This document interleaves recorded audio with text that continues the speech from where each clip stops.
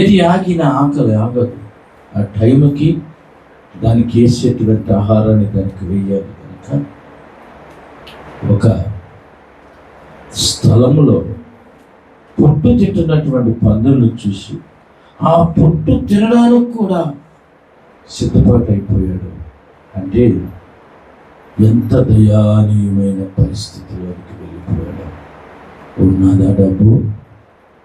లేదు కదా. ఆయన చుట్టూ ఉన్నారు ఎవరైనా? లేరు కదా. తండ్రి ప్రేమించి అన్నం తినకపోతే, నాన్న తినరా, నువ్వు తినకపోతే ఆరోగ్యం పాడైపోద్దని కూతురికి కొడుక్కి తల్లిదండ్రులు చెప్తారు. రాత్రులు పూట ఆహారం మానేకూడదు, అది మీకు ఆరోగ్యం అని చెప్తారు. కానీ తల్లి లేదు, తండ్రి లేదు, తీసుకెళ్ళినటువంటి డబ్బు కూడా అందరినీ విడిచిపెట్టి ఒక ముక్కలేసి జీవితాన్ని కోరుకున్నాడు. చివరికి అప్పుడు అనుకున్నాడు, మా నాన్న దగ్గర బోర్డు మంది పానివారు ఉన్నారు, నా దగ్గర డబ్బంతా అయిపోయినా నా తండ్రి నన్ను ఒక కూలి వాడిగా వెళ్ళిపోతాను. నా తండ్రి దగ్గర ఉంటే ఒక కూలి వాడిగా చేసుకుంటాను. నాకేమీ అవసరం లేదు. నా తండ్రి నన్ను భుజం తట్టి బలపరుస్తాడు, నా తండ్రి నన్ను ఆదుకుంటాడు, నా తండ్రి నన్ను ప్రేమిస్తాడు, అక్కడ అందరూ కూడా నన్ను గౌరవిస్తారు అని చెప్పి అప్పుడు తెలుసుకున్నాడు. పిల్లల మర్యాద, గౌరవం, నిత్యత్తు ఇవి కొనుక్కుంటూ రావు. చాలామంది అనుకుంటారు అవి కొనియొచ్చు అని. ఇప్పుడు మీ జీవితాల్లో అవి కొనుక్కుంటే వచ్చేవి కాదు. పరమ తండ్రి అయినటువంటి పరమ ప్రభు మనకిస్తే అవి వస్తాయి. కనుక మనం ఎవరిని వస్తువులం కాదు, మనం ఆయన పిల్లలు. ఆయన పిల్లలమైన మనల్ని ఆయన వస్తువులకు చూడటం లేదు.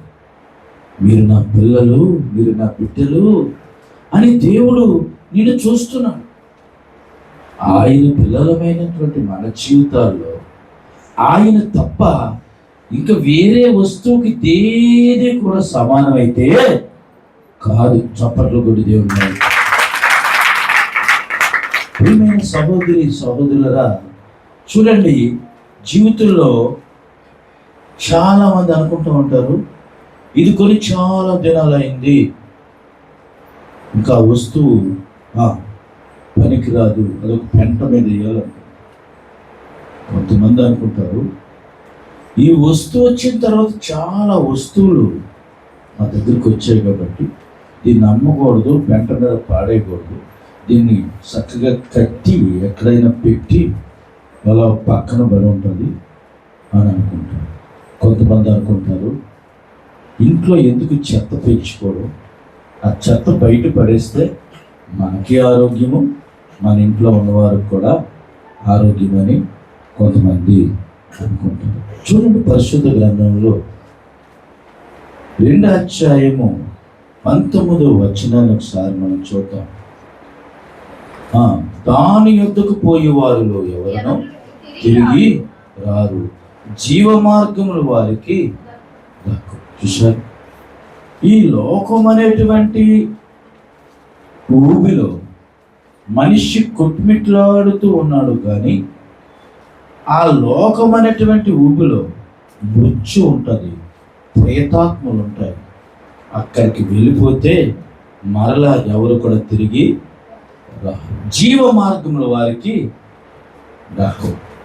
జీవ మార్గములు అనేటువంటివి ఎవరి దగ్గర ఉన్నాయంటే అవి యేసు దగ్గర మాత్రమే ఉన్నాయంటే. ఆమె చెప్పండి, ఎక్కడ ఉన్నాయంటే అవి యేసే దగ్గర మాత్రమే ఉన్నాయి. నా మాటలు వినిన ఎడలా అన్నాడు. ఏమన్నాడు అక్కడ? నా మాటలు వినిన ఎడల. ఎందుకు ఆయన మాటలు నువ్వు వినాలి అని అంటే దానికి అర్థం 1:33 ఉంది, నా ఉపదేశమును అంగీకరించిన వాడు సురక్షితముగా నివసించును. హల్లెలూయా.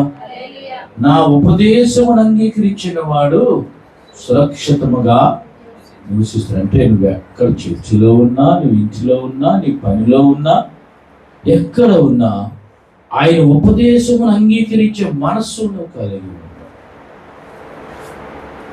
ఆ మనస్సు నీవు కలిగి ఉన్నప్పుడు నువ్వు ఎక్కడ ఉన్నా నువ్వు